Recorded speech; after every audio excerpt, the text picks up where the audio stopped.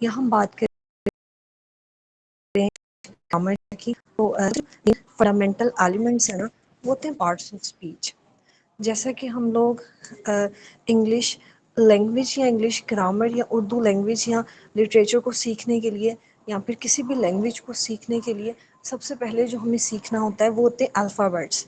जैसे हम from our childhood, अपने बचपन से हम लोगों ने पहले ABC यानी अल्फ़ाबेट सीखे, उसके बाद we know how to make the words. हमें अंदाज़ा हो गया कि किस तरह से वर्ड्स बनाने हैं, और जब हमने वर्ड्स बनाने सीख लिए तब हमें अंदाज़ा हमें ये पता चला, हमने लर्न किया कि वर्ड से हमने किस तरह से सेंटेंस बनाना है। In the similar way English language को सीखने के लिए जो सबसे इम्पॉर्टेंट एस्पेक्ट्स है वो ये है कि हम लोग पार्ट्स ऑफ स्पीच को सीखें। हमें पता हो कि किस तरह से पार्ट्स ऑफ स्पीच जो हैं वो इंग्लिश ग्रामर में हमारे लिए जो है वो मेन एक फंडामेंटल एलिमेंट्स है। हम किसी भी जो है वो कम्पिटिटिव एग्ज़ाम की बात कर लें, हम CSS की बात करें, हम PPSC की बात करें, हम FPSC की बात करें, तो उसके अंदर MCQs पार्ट या हो या फिर इंग्लिश लैंग्वेज को लिखना हो, उसके लिए हमें पार्ट्स ऑफ स्पीच मतलब एक ऐसे एलिमेंट्स है कि जब तक हमें सेंटेंस की स्ट्रक्चर बनानी नहीं आएगी ना तो हम इंग्लिश को कम्प्लीटली या थॉरोली बोल सकेंगे, और ना ही हम इंग्लिश लैंग्वेज को कम्प्लीटली या थॉरोली जो है वो कन्वे कर पाएंगे। तो उसके लिए बहुत ज़रूरी है कि हमें पार्ट्स ऑफ स्पीच आते हों, यानी टेंसेस, एक्टिव पैसिव या सेंटेंस की स्ट्रक्चर, फंक्शंस, टाइप्स, ये सब चीज़ें बाद में आती हैं। तो अगर हम लोग इंग्लिश लैंग्वेज को सीखना चाहते हैं तो सबसे जो हमारा पहला काम है वो ये है कि हम सीखें what's are the parts of speech. So let's start our topic. आवाज़ आ रही है सब तक? Yes, आवाज़ ma'am. Clear girls? Okay. There are 8 parts of speech, लेकिन कुछ ग्रामेरियन जो है ना वो कहते हैं there are 9 parts of speech. यानी ऑलवेज ना एक एम्बिगुटी, मतलब एक अनक्लियरनेस रही है इंग्लिश ग्रामर में। बहुत सारे लोग कहते हैं there are 8 parts of speech, और some grammarian said that there are 9 parts of speech. जो नोट्स मैंने आपके साथ शेयर किए हैं इसके अंदर सिर्फ 8 पार्ट्स ऑफ स्पीच जो हैं वो लिखे गए हैं। इसके अंदर आर्टिकल जो है वो शामिल नहीं किया हुआ, लेकिन अगर हम रेनन मार्टिन की जो बुक है इंग्लिश ग्रामर की उसको कंसल्ट करते हैं तो वो लिखते हैं कि there are 9 parts of speech. यानी हर इंग्लिश लैंग्वेज के अंदर हर एक वर्ड, मैं हर एक वर्ड की बात कर रही हूँ, चाहे वो इज़ है, चाहे वो आ है, चाहे वो दा है, चाहे वो मैन है, चाहे वो काइंड है, हर एक वर्ड का अपना फंक्शन है। जिस तरह से हमारे घर में हर एक पर्सन का अपना फंक्शन होता है ना, इन द सिमिलर वे हर एक पर्सन लफ्ज़ का, एक वर्ड का अपना फंक्शन है, और उसके फंक्शन की बेस पे हम उसको जो नाम देते हैं ना, जो उसका हम उस काम की बेस पे जो नाम देते हैं उसको हम बोलते हैं पार्ट्स ऑफ स्पीच। यानी अगर कोई पर्सन जो है वो कोई काम करता है, एक कॉलेज में या स्कूल में पढ़ाता है तो वो टीचर है, हम उसको टीचर कहेंगे। कोई जो है पेशेंट का काम, पेशेंट को देखता है तो हम उसको डॉक्टर बोलेंगे। In the similar way English का हर एक वर्ड उसका जो फंक्शन है ना, उसका जो काम है, उस काम की बेस पे हम जो उसको नाम देते हैं ना, वो है पार्ट्स ऑफ स्पीच। यानी ये होता है इंग्लिश लैंग्वेज में parts of speech. English alphabet से जितने भी वर्ड्स बनते हैं ना, जितने भी वर्ड्स डिक्शनरी में या जितने भी वर्ड्स बनते हैं, उन तमाम वर्ड्स का जो फंक्शन है वो हमें कैसे पता चलता है कि ये वर्ड एडजेक्टिव है, ये वर्ड एडवर्ब है, कंजक्शन है, नाउन है, प्रोनाउन है। वो हमें तभी पता चलता है जब हमें उसका फंक्शन पता होता है कि ये जो वर्ड है इसका ये फंक्शन है, या फिर सेंटेंस के अंदर इसका क्या काम है। तब जाके हम उसको उसकी बेस पे एक नाम देते हैं। वो नाम जो है वो है parts of speech. So let's start parts of speech. There are 8 parts of speech. पहला है नाउन, फिर pronoun, and the third one is the verb, and the next adjective, adverb, preposition, conjunctions, and the interjection. These are the parts of speech. और अब नीचे आ जाए, नीचे लिखा हुआ है नाउन। बचपन से हम लोग पढ़ते आए हैं, 4 5 से ऑनवर्ड एक ही चीज़ हमें सिखाई है कि किसी शख्स, जगह या चीज़ के नाम को हम बोलते हैं नाउन। यानी बचपन से हम एक ही चीज़ पढ़ते आ रहे हैं किसी शख्स, जगह या चीज़ के नाम को हम बोलते हैं नाउन, ठीक है। नाउन की अगर मैं डेफिनेशन इस नोट से हट के को बताऊँ ना, तो वो ये है, नेमिंग वर्ड्स, इस दुनिया की हर कोई चीज़ उसका कोई नेम रख दिया गया है। जैसे आपका नेम आपके पेरेंट्स ने रखा, घर में अगर आप हमारे पास कोई भी चीज़ है तो उसका जो नेम है वो रख दिया गया है। तो इस तरह हम कहेंगे कि now naming words are called the noun. आवाज़ आ रही है?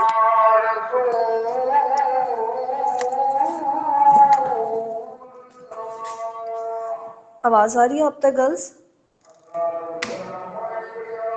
यस मैम आ रही है। आवाज़ आवाज़ आ रही है? ओके।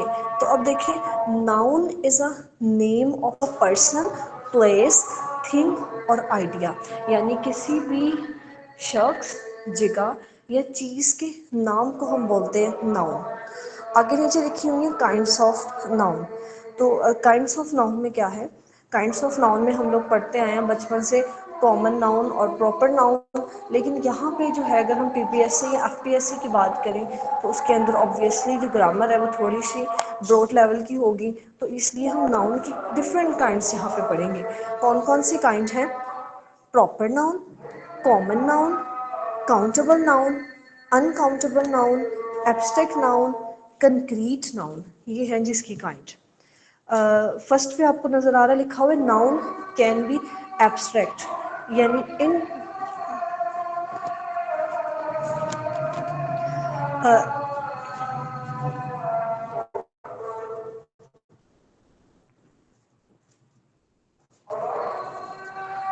बस 2 मिनट वेट कर लें बस।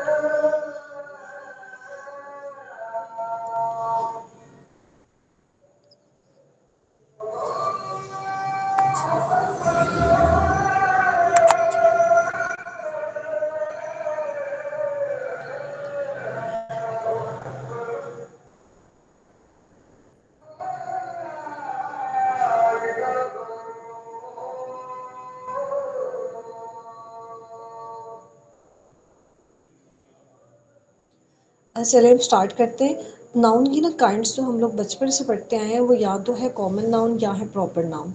कॉमन नाउन किसे कहते हैं? हर वो चीज़ जो हमारे लिए कॉमन है। जैसे अगर हम बात करें हाउस की, हम बात करें पेन की, हम बात करें बॉय की, हम बात करें गर्ल की। बॉय कोई भी हो सकता है, गर्ल कोई भी हो सकती है, हाउस कोई भी हो सकता है, पेन कोई भी हो सकता है। तो कॉमन नाउन, ये थर्ड लाइन में आपको नज़र आएगा, common noun don't identify particular specific things and are not capitalize. यानी कॉमन नाउन वो वाली नाउन है जिसके अंदर हम चीज़ों को स्पेसिफाई नहीं करते, हम चीज़ों को कैपिटलाइज करके नहीं लिखते। इट्स मीन आगे उसने लिखा है डॉग, फार्म, हाउस। यानी आप बात करें गर्ल की, आप बात करें बॉय की, आप बात करें पेन की, क्लास की, चीज़ हर वो चीज़ जो हमारे लिए कॉमन है, जिसको हम स्पेसिफाई ना करें। स्पेसिफाई हम कब करते हैं? जैसे हम मैन की बात करें तो कोई भी मैन हो सकता है, लेकिन अगर हम कायदे आज़म इलामा इकबाल या किसी एक नाम अली रज़ा एक नाम ले लें तो इट्स मीन हमने उसको स्पेसिफाई कर दिया है, तो वो बन गया है प्रॉपर नाउन। तो अब ये हो गया common nouns don't identify particular specific things and are not capitalize, e.g. Dog, farm and the house. अब इससे ऊपर देखते हैं हम लोग प्रॉपर नाउन। मैंने पहले कॉमन नाउन इसलिए बताया कि ये आप लोग इससे फेमिलियर है। फिर हम देखते हैं proper noun. Proper noun name specific individual, people और things and are capitalize, e.g. सोचनर, truth, the treaty of Versailles. वही वाली बात कि कोई भी किसी शख्स, जगह या चीज़ का नाम जो कि हमारे लिए स्पेसिफिक हो, जो हमारे लिए ख़ास हो। जैसे बॉय, कोई भी बॉय हो सकता है, गर्ल कोई भी गर्ल हो सकती है। लेकिन अगर हम बॉय की बात करें तो बॉय में मैंने अगर किसी लड़की का नाम स्पेसिफाई कर दिया है, जैसे लामा इकबाल हो गया, कायदे आज़म, सर सैयद अहमद ख़ान। इसी तरह सिटी, सिटी कोई भी सिटी हो सकता है तो कॉमन नाउन है। अगर हम उस सिटी को स्पेसिफाई कर दें, हम उस सिटी के लिए लाहौर पाकिस्तान, सिटी के लिए लाहौर इस्लामाबाद या कोई भी ऐसे सिटी का नाम लें जो स्पेसिफाई हो, तो वो बन जाता है प्रॉपर नाउन। अब हम चलते हैं फर्स्ट लाइन पे। Noun can be abstract. अब एब्स्ट्रैक्ट नाउन क्या होता है? अगर मैं इसकी ना मतलब सिंपल लैंग्वेज में एक एग्जांपल दूँ ना, तो वो ये है कि हर वो चीज़ जिसको हम कर सकें, यानी हर वो चीज़ जिसको हम कर सके, यानी एब्स्ट्रैक्ट का मतलब ये यानी हमारी जो इनर फीलिंग्स है, हमारे अंदर गुस्सा है, हमारे अंदर सब्र है, बर्दाश्त है, हमारे अंदर जहानत है, बहादुरी है, यानी हमारे अंदर की जो फीलिंग्स है ना, इनटैंजिबल कॉन्सेप्ट इसीलिए लिखा गया है जिसको हम टच ना कर सकें। यानी हर वो हमारी फीलिंग जिसको हम ना दिखा सकें, ना उसको हम सामने रख के बता सकें कि ये है मेरा गुस्सा, ये है मेरी पेशेंस, ये है मेरा टॉलरेंस, ये मेरा विजडम है, ये मेरी इंटेलिजेंस है।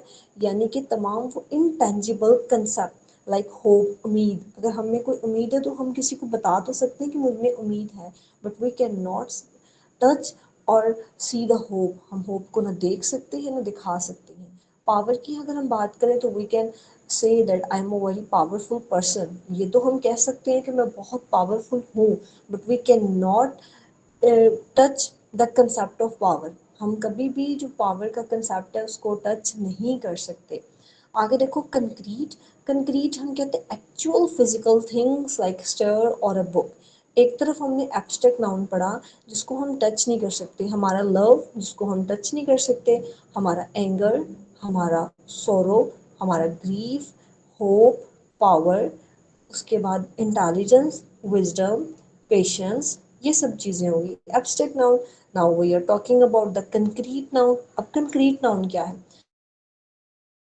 एक्चुअल फिजिकल थिंग्स जो जिसको हम टच कर सकते हैं, जैसे सीढ़ियाँ हो गई, बुक हो गया, यानी कि कॉमन नाउन में सॉरी वो वाली हर वो चीज़ जिसको हम टच कर सके उसको हम बोलते हैं कंक्रीट नाउन। जिसको टच नहीं करते उसको हम बोलते हैं अस्सलाम एब्स्ट्रैक्ट वालेकुम मैम। नाउन। मैम वालेकुम आवाज आ रही है? आ रही है। वाजिद बात कर, सर वाजिद बात कर। बच्चों से पूछे अभी करें थोड़ा बहुत कि इनको समझ आ रही है, फीडबैक थोड़ा क्लास में लिया करें कि इनको समझ आ रही है क्या बच्चों को। मैंने पूछा बच्चों से, एक एक बच्ची पूछा उससे की आवाज़ आ रही है, स्क्रीन जो है वो विजिबल है, क्योंकि नहीं मैंने कहा था बात तो नाउन आ का रही है, टॉपिक। आवाज आ रही है साथ नाउन साथ में। थोड़ा इनको पूछ भी लिया करें कि इनको समझ आ रही है या नहीं आ रही हाँ नहीं, मैंने कहा टॉपिक। था ये टॉपिक कंप्लीट नाउन का करवा के ना फिर पूछ लूंगी। जैसे एक एक टॉपिक है ना, हाँ नाउन, थोड़ा सा प्रोनाउन, ऐसा, वर्ब। थोड़ी स्पीड, मैं थोड़ी स्पीड थोड़ी स्लो कर दूँ। ओके।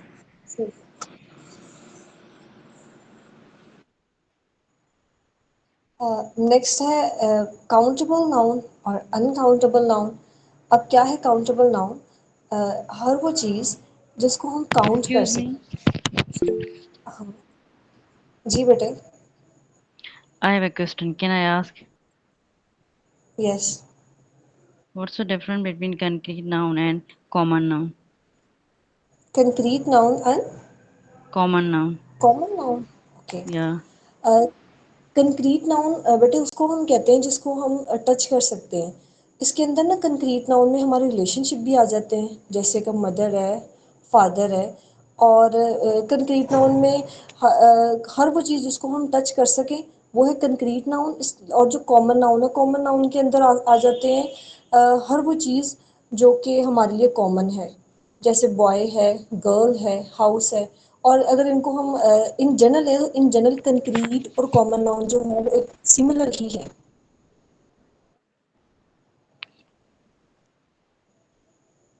ओके, समझ आ गई? Okay. Yeah. Thank you. Okay. Countable noun are those that can be counted individually, यानी हर वो चीज़ जिसको हम इंडिविजुअली जो है वो काउंट कर सकते हैं। जैसा कि नोटबुक्स, रॉक्स, बसेस, तो ये है काउंटेबल नाउन। और अनकाउंटेबल नाउन जो है इसको हम काउंट नहीं कर सकते, जैसा कि वाटर है, शुगर है, सैंड है, उसके बाद हमारे हेयर हैं, स्टार्स हैं।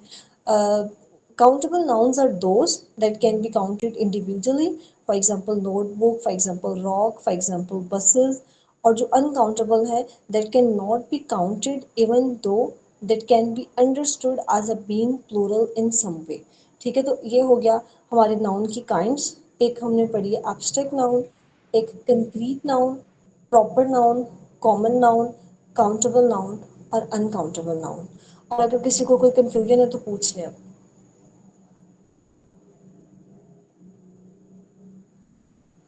अगर किसी को कोई कंफ्यूजन है तो पूछ लें।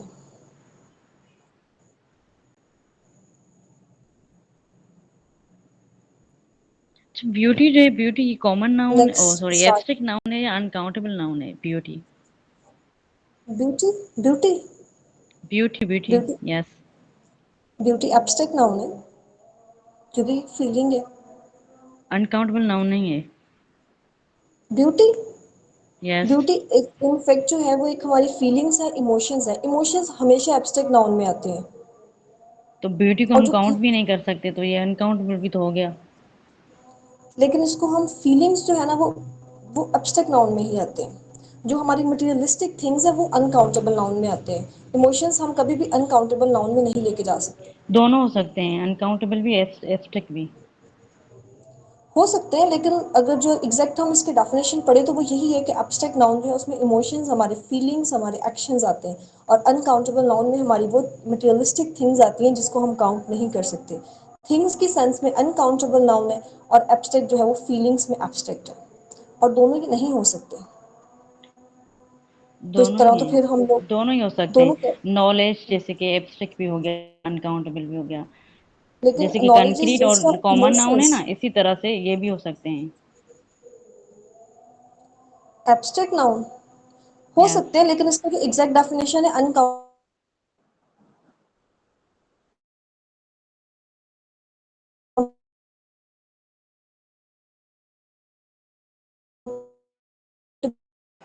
आवाज कट रही है मैम।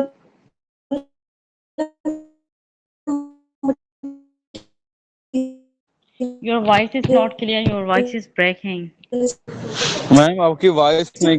मैम, थिंग्स आती हैं और एब्स्ट्रैक्ट मैम, में हमारे फीलिंग्स और इमोशंस आते हैं। एक सेंस हट रही है मुझे तो आपकी आवाज।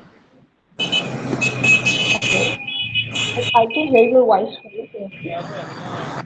जी, मैम आपकी वॉइस क्लियर नहीं आ रही थी, बट आई, सिग्नल प्रॉब्लम। लेकिन मुझे आवाज तो क्लियर आ रही है। अब ठीक है? जी मैम आ रही। मैम दो तीन बच्चे हैं वो अब आ ज्वाइन रही कर है रहे हैं, उनकी क्लियर? क्लास ज्वाइन नहीं हो रही। ओके,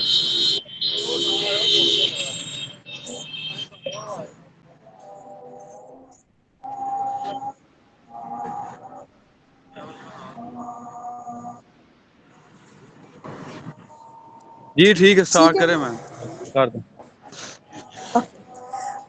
नेक्स्ट देखें प्रोनाउन।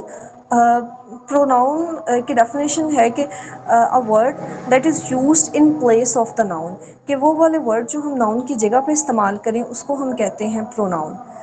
फॉर एग्जांपल, अगर हम मतलब किसी Ali is an intelligent boy, ये एक सेंटेंस है इसके बाद अगर हम लोग जो है उसके मज़ीद उसको एक्सप्लेन करना चाहें तो हम अली की जगह पे ही लगा सकते हैं, और कोई गर्ल है उसकी जगह शी लगा सकते हैं, और किसी भी ऑब्जेक्ट की जगह पे इट लगा सकते हैं, यानी he, she, it, they, we, I, तमाम वो वाले words which we can use in place of a noun are called the pronoun. यानी प्रोनाउन की डेफिनेशन ये है कि तमाम वो वर्ड जो हम लोग नाउन की जगह पे इस्तेमाल करें, these are called the pronoun.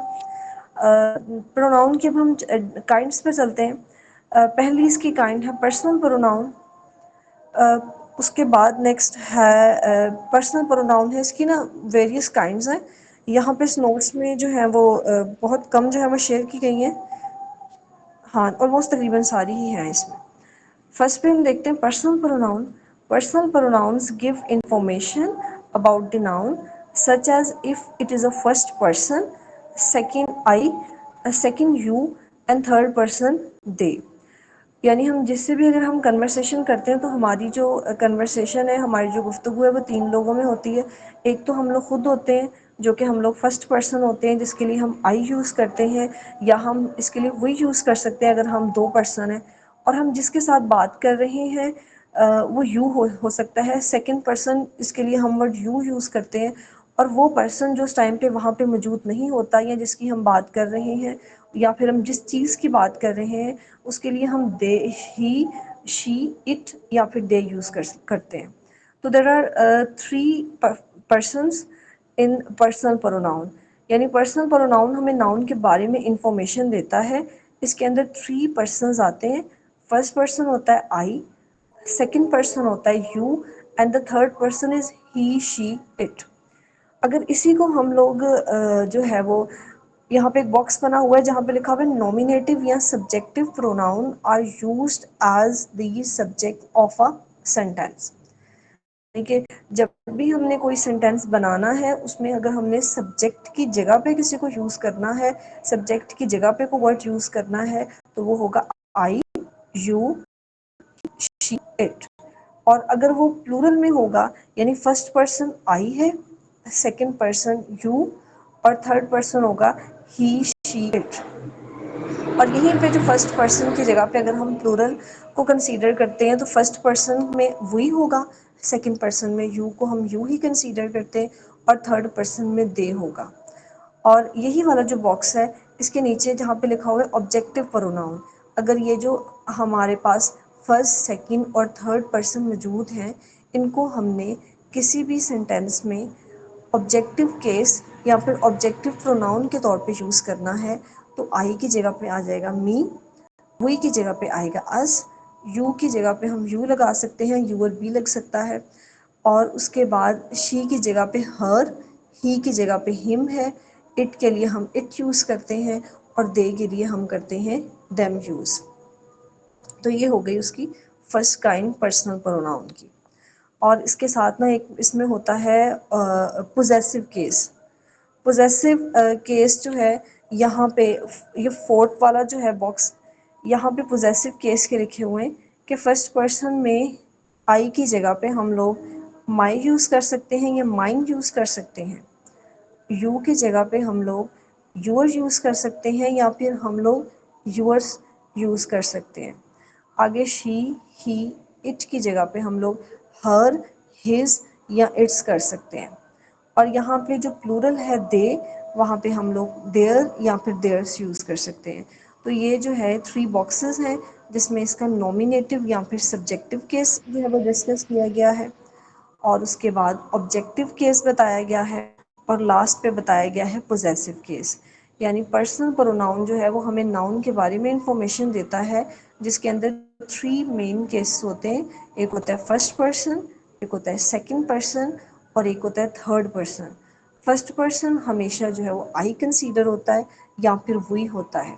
Second person always होता है you and the third person is he, she, it और या फिर वो होगा दे। और पहले उसमें बताया गया सब्जेक्टिव केस, किसी भी सेंटेंस के स्टार्ट पे अगर हम एज अ सब्जेक्ट लेंगे तो वो हम लेंगे आई या फिर वी, और ऑब्जेक्टिव केस में हम लोग जो है वो me, us, you, her, him और इट। और पोजेसिव केस में हम करेंगे my, mine, your, yours, her, hers, his या फिर इट्स। यहाँ तक अगर किसी को कोई कन्फ्यूजन है तो वो मुझसे पूछ सकता है।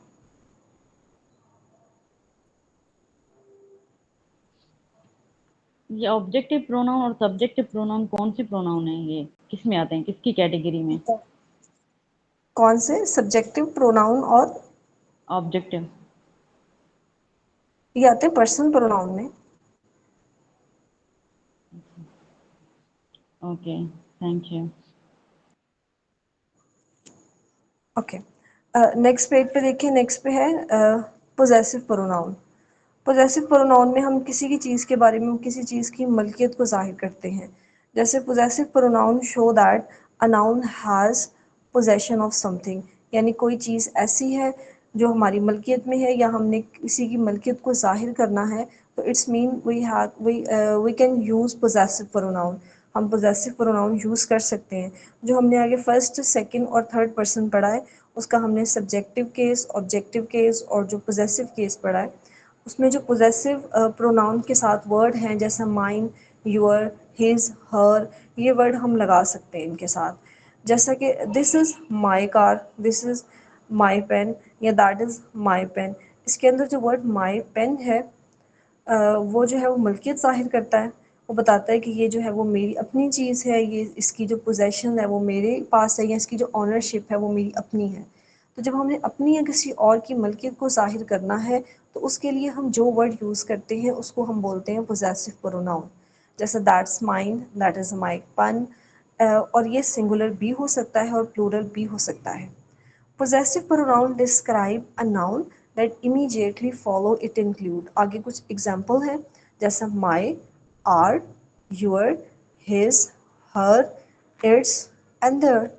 एग्जाम्पल है that is a my hat। अब इसके अंदर जो my hat है वो है possessive pronoun। और नेक्स्ट भी कुछ एग्जांपल दी गई हैं, mine, ours, your, his, hers, its, their. The hat is mine. इसके अंदर जो है माइंस के आगे तो कोई वर्ड नहीं लिखा हुआ, लेकिन फिर भी जो है वो ये ऑब्जेक्टिव जो माइन है वो ऑब्जेक्ट की जगह पे यूज़ हुआ है और ये जो है वो हमें इसकी पोजेशन जो है उसको ज़ाहिर करता है। तो यहाँ पे ये भी माइन भी जो है वो एक पोजेसिव प्रोनाउन के तौर पे यूज़ हुआ है। यहाँ तक अगर किसी को कोई कन्फ्यूजन है तो आप क्वेश्चन कर लें।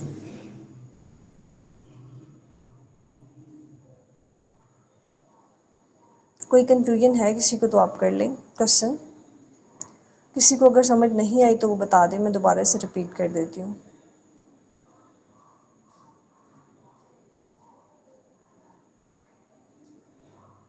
Okay, let's start next kinds.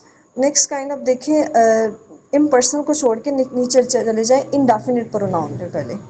Indefinite pronoun की अगर मैं डेफिनेशन बताऊँ आपको तो बाज़ औक़ात ना हमें चीज़ों के बारे में डेफिनेटली पता होता है। हमें पता होता है कि how many student are present in the class या many how many problem we are facing. तो मतलब जब हमें किसी चीज़ के बारे में पता होता है तो इट्स मीन हम डेफिनेटली उस चीज़ के बारे में हमें इल्म है कि इतने बच्चे जो है वो क्लास में एब्सेंट हैं या इतने जो है वो प्रॉब्लम्स हमने क्लास में मैथ के चैप्टर्स में सॉल्व करने हैं। तो इस तरह जो इंडेफिनेट जो डेफिनेट प्रोनाउन है ना, उसमें हमें डेफिनेटली नंबर्स पता होते हैं। यहाँ पे हम बात कर रहे हैं इनडेफिनेट प्रोनाउन की। तो इनडेफिनेट प्रोनाउन में ना हमें किसी चीज़ के बारे में डेफिनेटली पता नहीं होता, तो हम क्या यूज़ करते हैं, हम एनीवन का वर्ड यूज़ कर सकते हैं, हम समवन का वर्ड यूज़ कर सकते हैं, एनीबडी का वर्ड यूज़ कर सकते हैं। समबडी हो गया, anything, something, everyone, everybody, everything, no one. तो हम कह सकते हैं everyone were present in the class, ठीक है, एवरीबडी वाज लेट। तो इस तरह के तमाम वर्ड जिसमें हमें किसी चीज़ में डेफिनेटली पता ना हो, हम नंबर या अमाउंट को डेफिनेटली आइडेंटिफाई ना कर पाएँ, तो we can use indefinite pronoun. तो ये होता है इनडेफिनेट प्रोनाउन, ठीक है। तो ये जो इनडेफिनेट प्रोनाउन है इसके अंदर हमें कभी भी डेफिनेटली पता नहीं होता, और अगर एमसीक्यूज में आते हैं तो वो इसी तरह आते हैं कि एवरीबडी को अंडरलाइन किया होता है और पूछा गया होता है कि क्या ये इनडेफिनेट प्रोनाउन है, डेफिनेट प्रोनाउन है, या फिर ये कौन प्रोनाउन की कौन सी काइंड है। ये जो पहले हमने पढ़ा था पर्सनल प्रोनाउन, तो पर्सनल प्रोनाउन में हमने फर्स्ट पर्सन, सेकंड पर्सन और थर्ड पर्सन पढ़ा था, और अब हम जो है जो अगर नेक्स्ट उसकी काइंड्स पढ़ रहे हैं ना वो इम्पर्सनल प्रोनाउन की है। तो इम्पर्सनल प्रोनाउन के अंदर हम पढ़ेंगे इंडेफिनिट प्रोनाउन को, जो मैंने आपको बता दिया है। नेक्स्ट रेसिप्रोकल प्रोनाउन है, इंट्रोगेटिव प्रोनाउन है और डिमॉन्स्ट्रेटिव प्रोनाउन है। तो नेक्स्ट अब देखें रेसिप्रोकल प्रोनाउन को। Reciprocal pronoun show a relationship of mutual exchange.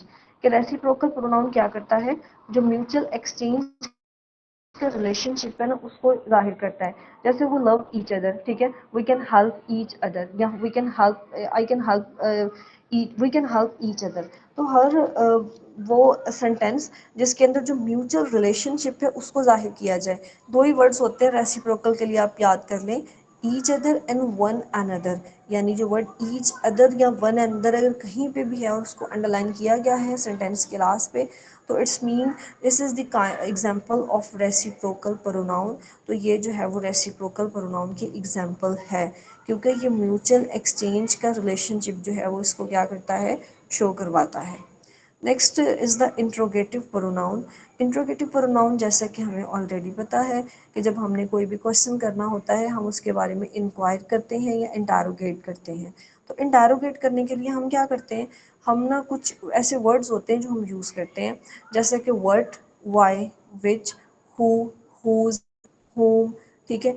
ऐसे तमाम वो वर्ड्स जो हम किसी से क्वेश्चन करने के लिए यूज़ करते हैं, तो उनको हम बोलते हैं इंट्रोगेटिव प्रोनाउन।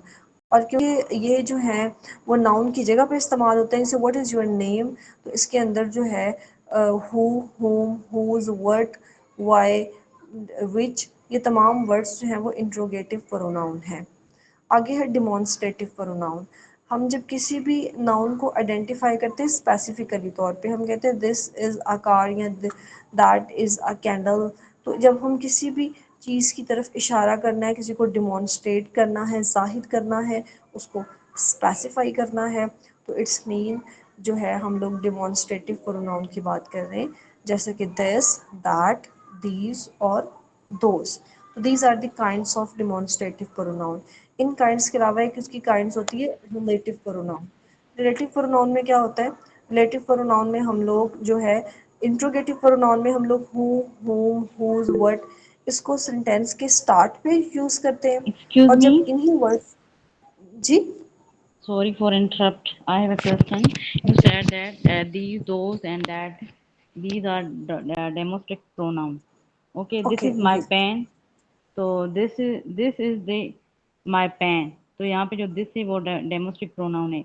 अगर हम दिस ऐसा इज कहें माई, पेन, ओके, ठीक है, तो यहाँ पे दिस क्या हो गया, डोमेस्टिक प्रोनाउन हो गया। अगर मैं डिमॉन्स्ट्रेटिव इसी प्रोनाउन। जुमले को इसी तरह से कहूँ कि दिस पेन इज माइन, तो यहाँ पे फिर दिस, क्या हो गया, ये पोजेसिव प्रोनाउन हो गया। ये डोमेस्टिक एडजेक्टिव नहीं हो गया। दिस पेन इज माइन, हम लोग भी प्रोनाउन की बात करें, हम लोग अभी एडजेक्टिव पे पहुंचे नहीं हैं, तो हम जिस टॉपिक की बात करें अभी हम उसी को जो है वो आइडेंटिफाई करेंगे। दिस पेन इज माइन, ये पोजेसिव जी, प्रोनाउन हो गया। एडजेक्टिव तो भी कर नहीं है मैंने। डोमेस्टिक जो है ना वो प्रोनाउन भी होते हैं, एडजेक्टिव भी होते हैं, दोनों होते हैं। कैसे वो एडजेक्टिव भी होते हैं, प्रोनाउन भी होते हैं? एडजेक्टिव तब होगा वो हमेशा खुद के साथ नाउन लेगा।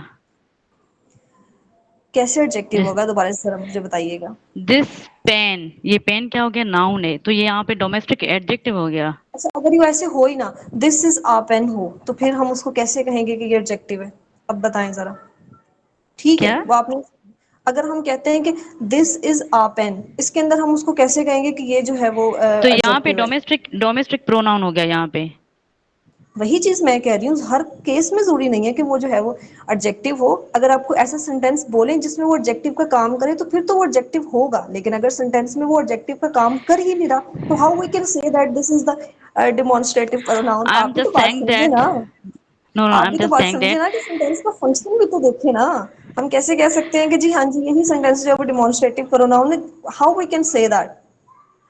आपने I'm उस सेंटेंस saying को that पढ़ा, अगर these उसका those फंक्शन वैसा that है तो इट्स मीन, अगर बेटे उसका फंक्शन वैसा mm-hmm. है इट्स मीन कि हम कह सकते हैं कि दिस सेंटेंस में इसमें इसका एडजेक्टिव का काम है। इस तरह तो बहुत सारे सेंटेंस हैं जिसमें उसका एडजेक्टिव का काम है। सिर्फ यही बात नहीं है कि डिमॉन्स्ट्रेटिव प्रोनाउन में, इंट्रोगेटिव प्रोनाउन में बहुत सारे सेंटेंसेस में वो एडजेक्टिव का काम करता है, सिर्फ मैं भी वही कह डिमॉन्स्ट्रेटिव रही ही हूँ नहीं ना। करता फिर तो। नो नो वही डोम मैंने कहा है ना, वो डोमेस्टिक डिमॉन्स्ट्रेटिव में प्रोनाउन फिर जो वो है ना। अकेला नहीं करता, वो ओके फिर ठीक उसमें है। अकेला नहीं करता, वो फिर और भी बहुत सारी ओके जगह पे करता है। फिर तो आप बताइए ना कि हर एक केस में करता है। उसको ओके डिफाइन भी ठीक उस है। तरह से करें ना कि उस सेंटेंस की हम्म। स्टेटमेंट लें आप, लेकिन फिर आप डिफाइन करें। और कोई क्वेश्चन है तो आप कर लें, कर ले अगर है तो और भी question. No no, carry on. Okay thank you. Okay thank you. Next हम बात करते हैं वर्ब की। Action verbs, words are called the verb, यानी वर्ब शो ईदर एक्शन और अ स्टेट ऑफ बीइंग। यानी अगर हम किसी एक्शन की बात करें तो उसको हम बोलते हैं वर्ब, किसी मूवमेंट की बात करें उसको हम बोलते हैं वर्ब।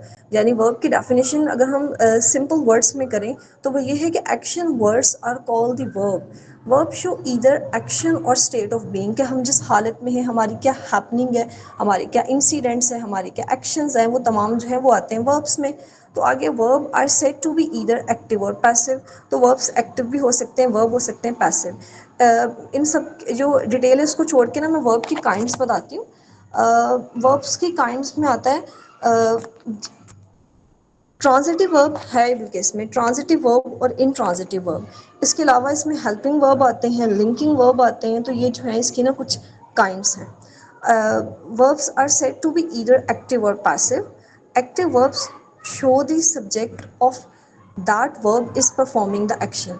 यानी अगर हमारा जो सब्जेक्ट है वो सारा काम खुद परफॉर्म कर रहा है, ठीक है, तो इट्स मीन हम एक्टिव वर्ब की बात कर रहे हैं। जैसे आई ईट एन एप्पल, मैंने एक सेब खाया, इसमें जो हमारा आई है वो सब्जेक्ट है, और तमाम एक्शन जो परफॉर्म हो रहा है वो कैसे परफॉर्म हो रहा है, वो आई के ज़रिए परफॉर्म हो रहा है, हमारा सब्जेक्ट उसको परफॉर्म कर रहा है। तो इट्स मीन जो हमारा आई ईट एन एप्पल, तो इसके अंदर आई जो है वो हमारा एक्टिव वर्ब है। और अगर हम पैसिव वर्ब की बात करें, अ passive verb shows that the subject is not performing the action. और जो हमारा पैसिव वर्ब है वो जो शो करवाता है कि सब्जेक्ट जो है वो एक्शन को परफॉर्म नहीं कर रहा, sometime receiving it and is passive in that sentence. यानी कि सारा काम जब हमारे सब्जेक्ट ने करना है तो वो एक्टिव वॉइस है, जब वही काम हमने अपने ऑब्जेक्ट पे डाल देना है और जो हमारा सब्जेक्ट है वो पैसिव हो जाए। यानी एक्टिव का मतलब है कि हर टाइम उसने एक्टिव रहना है। तो it's mean I eat an Apple, इसमें आई हमारा जो है वो है सब्जेक्ट, सारा एक्शन आई ने किया, तो इट्स मीन वो एक्टिव वॉइस है। जब हम इसी सेंटेंस को पैसिव वॉइस में कर देंगे तो हम कहेंगे आई ईट एन एप्पल को an apple is eaten by me. यानी हमारा जो आई है वो पैसिव हो गया, अब सारा काम उस पर नहीं है। पहले ये था कि मैंने एक सेब खाया, अब ये था कि सेब जो है वो मुझसे खाया गया, मतलब उसके मीनिंग तो वही रहे हैं, लेकिन हमारा जो ऑब्जेक्ट सब्जेक्ट है वो जाके पैसिव हो गया है। Sentences using passive verb can be rewritten with active verbs, shifting the sentence from passive to active voice। वही वाली बात कि हम एक्टिव वॉइस से पैसिव वॉइस भी बना सकते हैं और पैसिव वर्ब से हम एक्टिव जो है वो भी बना सकते हैं। जैसे अब एग्जांपल है, पहले उसने पैसिव की लिखी है, sign were placed on the south oval by several organization. अब यहाँ पे बाय का यूज़ आता है मोस्टली पैसिव वॉइस में, और बहुत सारे पैसिव वॉइस में हम बाय का यूज़ भी नहीं करते। तो हम क्या करेंगे, सेवरल ऑर्गेनाइजेशन को ले आएंगे स्टार्ट पे, सेवरल ऑर्गेनाइजेशन, ठीक है, प्लेस्ड, ये वर्ब प्लेस था, और यहाँ पे वर्ब प्लेस जो है वो है पास्ट, मतलब उन्होंने पास्ट इंडेफिनिट को पैसिव वॉइस में किया है। तो यहाँ पे उन्होंने वर्ब प्लेस जो है रिमूव करके जब एक्टिव वॉइस में लिखा तो उन्होंने प्लेस कर दिया, place sound on the sign on the south oval. तो आप, मैंने आपको सिंपल एग्जांपल दे दी है कि आई ईट एन एप्पल, फिर उसके बाद आएगा an apple is eaten by me. In the first sentence, the subject is receiving the action by members of the, वही वाली बात जो मैंने आपको बताई है कि पहले एक्टिव वॉइस में हमेशा जो सारा काम है वो सब्जेक्ट का होगा, और पैसिव वॉइस में सारा काम जो है वो चले जाएगा उसके पास ऑब्जेक्ट के पास हो, यूँ लगेगा जैसे सारा काम ऑब्जेक्ट ने किया और जो हमारा सब्जेक्ट है वो कहीं जो है वो गुम हो गया है, वो कहीं पैसिव हो गया है। आगे हम देखते हैं active verb show either action और a state of being. Verb showing action can be transitive और इनट्रांजिटिव। जो वर्ब एक्शन को शो करते हैं वो ट्रांजिटिव भी हो सकते हैं और इनट्रांजिटिव भी हो सकते हैं। Transitive verbs are followed by an object that receive the action. Example, my roommate returned books to Bizzle Library. Transitive verb वो वाले वर्ब्स होते हैं जिसके अंदर हमारा ऑब्जेक्ट ज़रूरी होता है और जो हमारा एक्शंस है वो सब्जेक्ट से स्टार्ट होकर ऑब्जेक्ट जो है वहाँ तक जाता है। जैसे my roommate return books to Bizzell library, कि मेरे रूममेट्स ने क्या किया, बुक्स रिटर्न की बाइजल लाइब्रेरी तक को, यानी कि जो हमारा वर्ब है वो फॉलो करेगा एक ऑब्जेक्ट को जो कि एक्शन रिसीव करता है। जैसे बुक हमारी जो है वो एक वर्ब है, लेकिन जो यहाँ पे हमने जो एक हमारा ऑब्जेक्ट है बाइजल लाइब्रेरी, हमारे एक्शन के साथ, हमारे जो रिटर्न एक्शन है उसके साथ जो है वो क्या हो रही है, लिंक कर रहा है। यानी जहाँ पे ऑब्जेक्ट का होना लाजमी हो उसको हम बोलेंगे ट्रांजिटिव वर्ब। और intransitive verbs are not followed by an object, जहाँ पे हमारे इन ट्रांजिटिव वर्ब के अंदर ऑब्जेक्ट का होना ज़रूरी नहीं होगा। आई ओवर स्लेप्ट, ठीक है, आई क्राइड, ही किक्ड, इस तरह के तमाम वो वर्ड्स जिसके अंदर ऑब्जेक्ट मौजूद ना हो वो होता है इनट्रांजिटिव वर्ब। और जिसके अंदर हमारा ऑब्जेक्ट मौजूद हो और ऑब्जेक्ट जो है वो फॉलो करे एक एक्शन को, तो उसको हम बोलते हैं transitive verb. Some verb demonstrate a noun state of being. These include be verbs and linking verbs. कुछ जो हैं वो linking verbs भी हैं, जैसे be verbs are the variety of form that can be created by the verb to be. They include जैसे B जो है ना वर्ब के अंदर, इसको हम या तो एम कंसीडर करते हैं, is, are, was, were, been, being.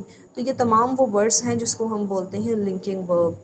आगे कुछ एग्जांपल दी गई हैं। The weather was nice, the weather seemed nice, the weather looked nice, the weather remained nice, the weather felt nice, the weather appeared nice from inside my dorm room.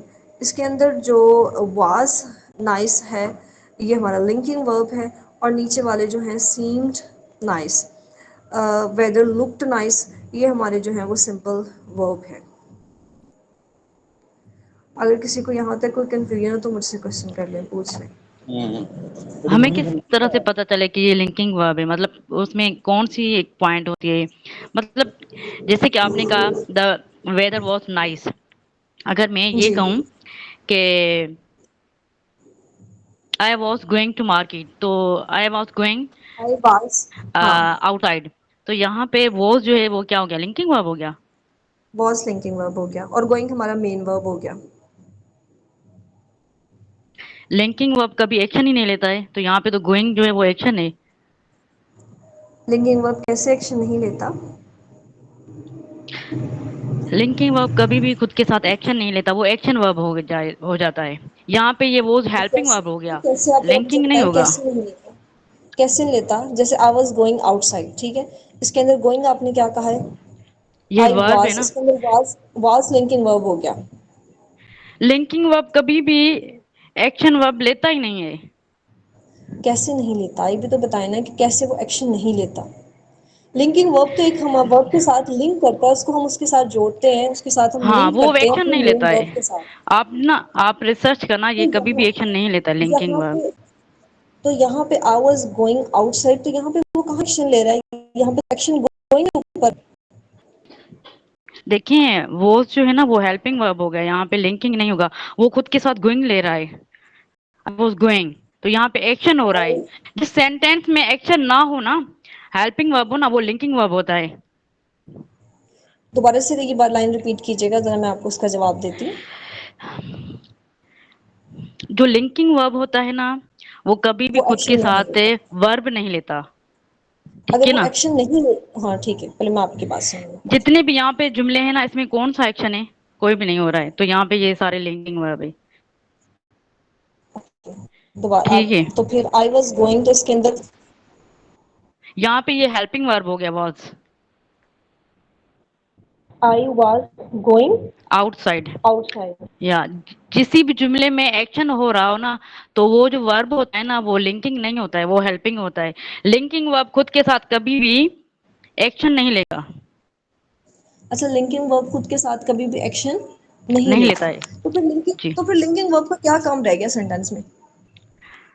देखें वो noun को, जैसे कि the weather was nice, तो ये खुद के साथ इनको दोनों को लिंक कर रहा है ना, कि लिंक मौसम करा, जो है ना मैंने वो भी तो बहुत यही अच्छा बात कही था। आपको कि वो दोनों को लिंक करने का उसका मेन काम होता है। ये मैंने भी तो आपको यही कहा है कि वो दोनों को लिंक करने का उसका काम है। जैसे द वेदर वाज नाइस, इसमें वो एक दूसरे को लिंक कर रहा है कि वेदर वाज नाइस। ये रूल है कि लिंकिंग वर्ब वही खुद ना, के साथ है, वर्ब नहीं लेता है, वो लिंक लिंकिंग करता वर्ब, है। वो वही मैंने आपको कहा था कि ये जो एक दूसरे के साथ जो लिंकिंग वर्ब का जो काम है, वो एक सेंटेंस को दूसरे के साथ लिंक करना है, वो बाजू का मेन वर्ब के साथ भी आ जाता है।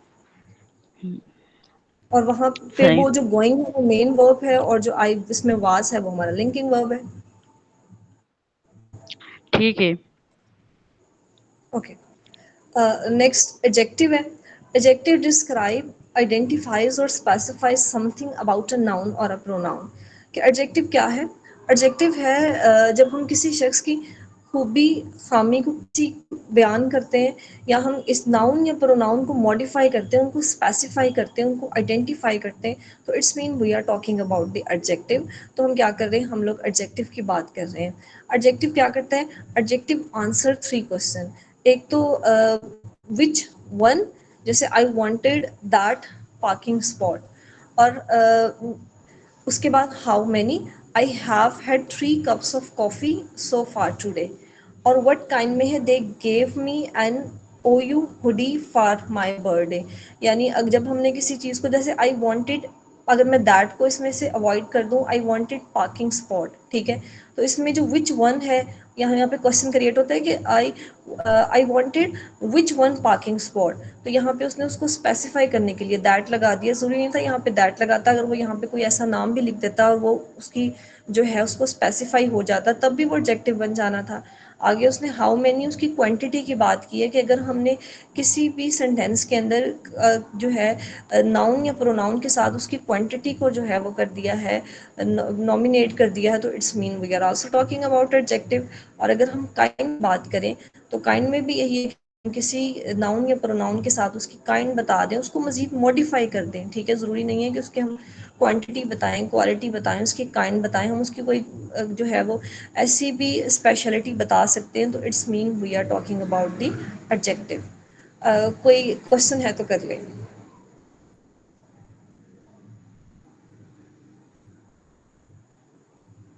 Any question?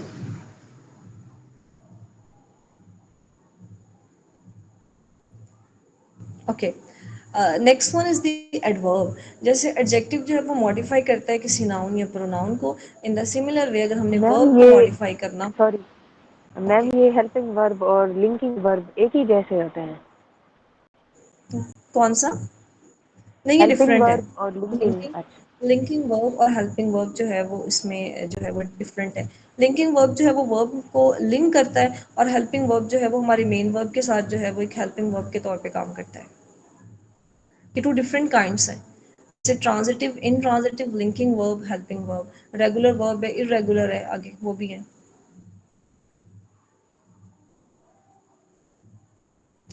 नेक्स्ट है adverb. Adverb addresses how, when और where a verb does it work. यानी वही वाली बात कि हमारे पास कोई वर्ब है, हमने जब वर्ब को मज़ीद मॉडिफाई करना है, तो वी कैन हम उसे कह सकते हैं कि this is the adverb. Adverb also answer 3 question. 3 से ज़्यादा क्वेश्चन जो है वो एडवर्ब फुलफिल करता है, लेकिन यहाँ पे ना नोट्स में सिर्फ 3 जो है वो मेंशन कर रखे हैं। जैसे कि एडजेक्टिव का उसने कहा था कि एडजेक्टिव आंसर 3 क्वेश्चन। इसी तरह से जैसे ही रन, अगर हम उसके साथ लगा दें ही रन फास्ट, ठीक है, ही रन फास्टली, ऐसे भी हो सकता है। ही राइट नीटली, मतलब कि हम वर्ब को जब मॉडिफाई कर अच्छा, दें तो उसको हम सॉरी, बोलते हैं ये जो एडवर्ब। फास्टली आपने बोला ये एडवर्ब हो गया यहाँ पे? फास्टली एडवर्ब हो गया। लेकिन फास्टली तो कोई वर्ड ही नहीं होता है। एडवर्ब के ना मोस्टली केसेस में लास्ट पे एल वाई आता है, अगर आप उसको प्रॉपर गूगल करेंगे या फिर जाके उसको सर्च फास्टली पढ़ें तो यू कोई कैन वर्ड नाउ। कहीं पर भी नहीं मिलेगा आपको, अगर फास्ट मिल जाए तो मुझे बताएं। क्यों नहीं ये मिलेगा? फास्ट होता है, ये क्यों नहीं गलत है मिलेगा? Fastly. He can run fastly हो सकता है, ये क्यों नहीं हो सकता? ही वो कैन तेजी रन से भाग फास्ट, सकता है। ही कैन रन फास्ट, ये फास्टली, सही है। ये फास्ट, फास्टली जो फास्टली है ना, भी ये आ गलत है सकता है। वर्ड। क्यों गलत है? नहीं नहीं, बहुत सारे आप इस पे रिसर्च एक्सेप्ट हो करना। गए हैं। नहीं, आप, मैं एक्सेप्ट भी हो कह गए रही हैं हूँ ना बहुत कि सारे। आप मुझे बताओ ना क्या रीजन क्या है जिस वजह से ये गलत है? ये फास्टली वर्ड है ही नहीं, ये हमने खुद नहीं, बनाया है, ये गलत है। कैसे गलत है? जैसे अब लिखा हुआ है फास्ट द जो है ना, क्वार्टर बैक। ये एडवर्ब है फास्ट। तो अगर हम फास्ट को उसको करें जैसे उसकी पॉजिटिव जो है वो डिग्री है, उसके बाद है वो कंपैरेटिव और एडजेक्टिव हो गया, सुपरलेटिव। वो एडवर्ब नहीं होता है, वो एडजेक्टिव होता है। वो लेकिन हमने फास्ट होता है, उसमें फास्टर ये होता भी है, तो देखा, फास्टेस्ट होता है। उसमें वो आप डिग्रीज ये भी, यही होती है। ओके, उसमें आप ये भी तो देखिए ना कि हमने उसमें वर्ब को मॉडिफाई किया है। अच्छा, नीटली भी फिर तो वर्ड नहीं होगा, एम आई राइट? फिर तो ये आप फ्रेंटिकल वर्ड नहीं एनीवेज, होगा। आप कंटिन्यू करें, लेकिन आप इसको ना रिसर्च करें, आप अपने नहीं, सर से मैं भी पूछना यही चाहती कि हूँ, मैं फास्टली भी कोई यही वर्ड होता है। चाहती हूँ, मैं भी यही चाहती हूँ कि आप भी इस पे प्रॉपर रिसर्च करें, क्योंकि या फिर तो आप कहेंगे ये फ्रेंटिकल कोई मैंने वर्ड नहीं रिसर्च है। की हुई है ना, तभी है तो ना? बता रही हूँ कि फास्टली कोई वर्ड ही नहीं है। ठीक है, ओके, ठीक है। द क्वार्टरबैक से crumble frantically to avoid being sad, यानी कि एडवर्ब के ना मोस्टली केसेस में लास्ट पे एल वाई आता है, मोस्टली केसेस में। कुछ केसेस ऐसे हैं जिसमें एल वाई नहीं आता, जैसे कि ही रन फास्टली है, ठीक है, ही राइट नीटली। तो इस तरह के तमाम वर्ड जिसके लास्ट पे एल वाई आए और वो अंडरलाइन हो, तो it's mean these are the adverbs. Adverbs का क्या है? How, in what manner, under what condition. अब यहाँ पे फर्स्ट केस लिखा हुआ है the quarterback crumble frantically to avoid being sad. अब यहाँ पे देखिए जो फ्रेंटिकली है उसके लास्ट पे भी एल वाई आया है, लेकिन यहाँ पे ये जिस क्वेश्चन को जो है वो फुलफिल करता है या जिस क्वेश्चन का ये आंसर देता है वो ये है कि the quarterback crumble frantically to avoid being sacked, कि in what manner the quarterbacks crumble to avoid being sacked. तो यहाँ पे उन्होंने फ्रेंटिकली जो है एक ऐसा वर्ड है जिसको वहाँ पे लगा के एक उसे एज अ जो है स्क्रम्बल का मॉडिफायर बनाया है, तो ये जो है वो एक एडवर्ब का काम कर रहा है। उसके बाद है माई last final exam is tomorrow. यहाँ पे टुमारो जो है वो एडवर्ब का काम कर रहा है, जैसा कि when will happen my last final exam, तो यहाँ पे आएगा my last final exam is tomorrow. और the last one is the where they run there. यहाँ पे उसने जो है रन जो है हमारा यहाँ पे एडवर्ब है, और वर्ब को जो मॉडिफाई करने के लिए उसकी पोजीशन बताने के लिए, यानी ये adverb of place, adverb of manner, adverb of degree, frequency, ये तमाम क्वेश्चन को जो फुलफिल करने के लिए जो भी हम वर्ड्स लगाते हैं उसको मॉडिफाई करने के लिए जो भी वर्ड्स लगाते हैं, these are called the adverb. कोई क्वेश्चन है तो कर लें please.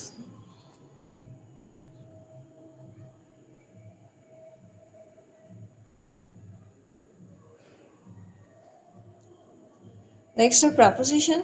Preposition relates a noun or pronoun to the rest of the sentence.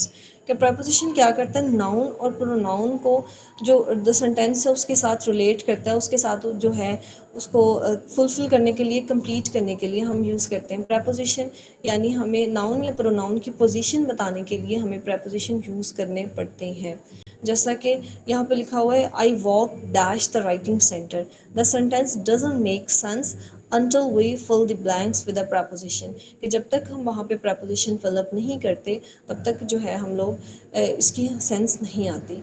I walk to the writing centre, अब यहाँ पे आ गया I walk by the writing centre, I walk around the writing center, I walked into the writing center। यहाँ पे to, by, around, into, these are the words which can give the position to the noun or the pronoun।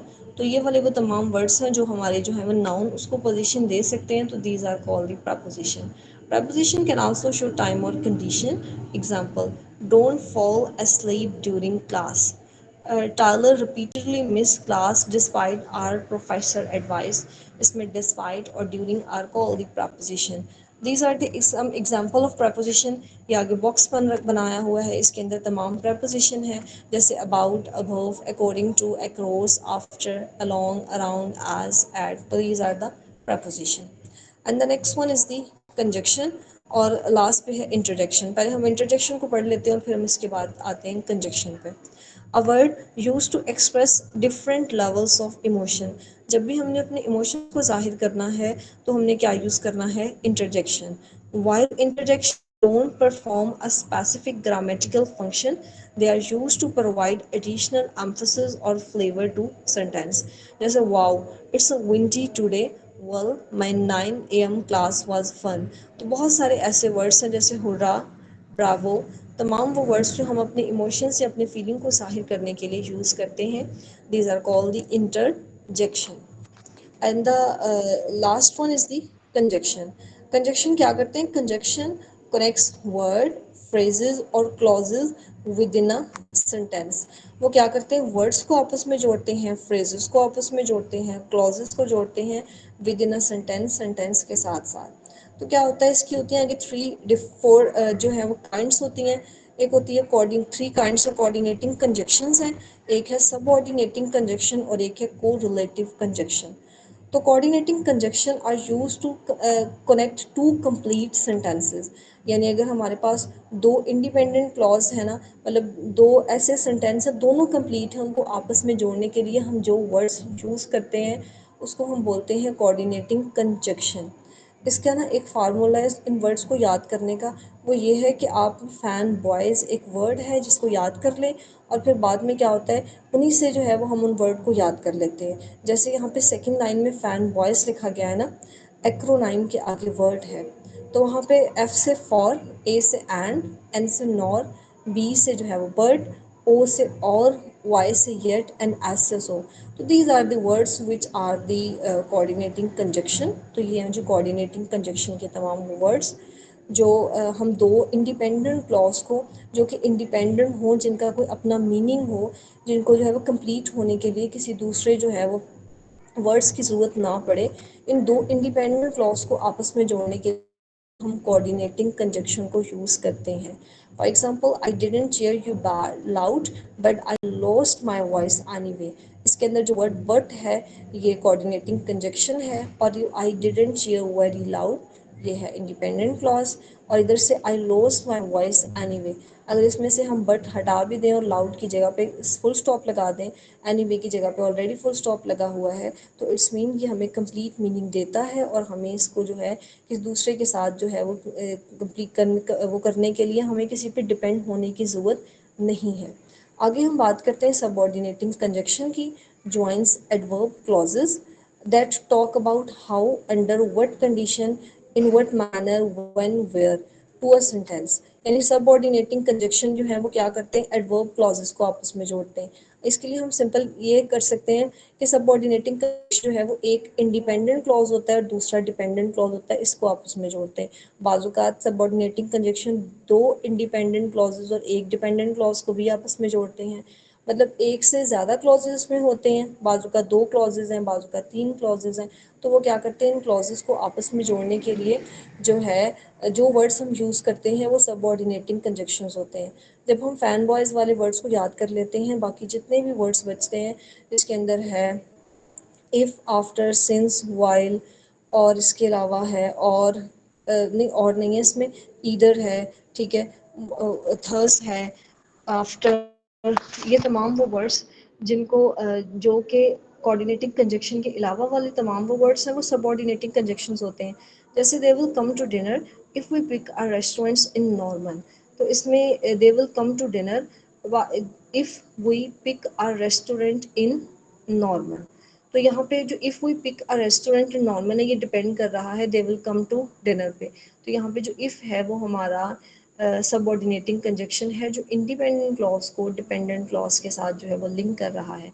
I went home after the game, यहाँ पे the game जो है वो हमारा एक phrase है, क्लॉज है जो कि डिपेंड करता है आई वेंट होम पे. तो इसके दरमियान में जो आफ्टर है वो एज अ सबऑर्डिनेटिंग कंजक्शन उसको आपस में जोड़ता है.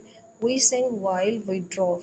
अब यहाँ पे भी ये है वी ड्रॉप जो है ये लिंक करता है वी सेंग के साथ, इनका आपस में एक स्ट्रॉन्ग रिलेशन है. इसके अंदर एक इंडिपेंडेंट है, एक डिपेंडेंट है. तो इस तरह इसके अंदर जो वाइल है वो हमने सबऑर्डिनेटिंग कंजक्शन लगाया है. आगे देखते हैं correlative conjunction. Are used in pair. इसके अंदर क्या आता है, ईदर आ गया, ठीक है, नीदर आ गया, नॉर।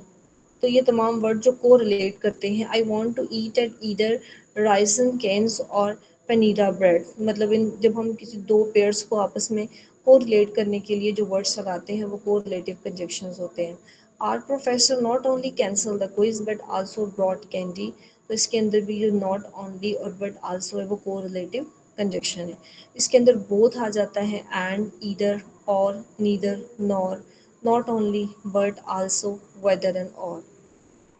आगे लिखा हुआ है conjunctive adverbs are adverbs that do the conjunctions work of combining two complete sentence when they follow a semicolon।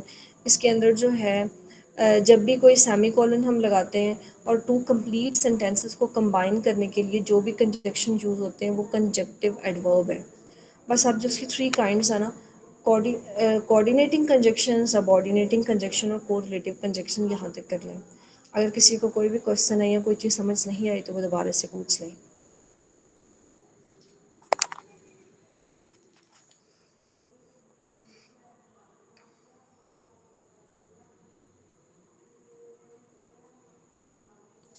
किसी को अगर कोई भी इशू है तो आप काइंडली पूछ लें।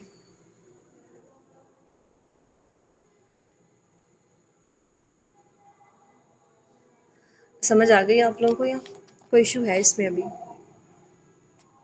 अगर कुछ समझ नहीं आया तो आप काइंडली जो है वो पूछ लें।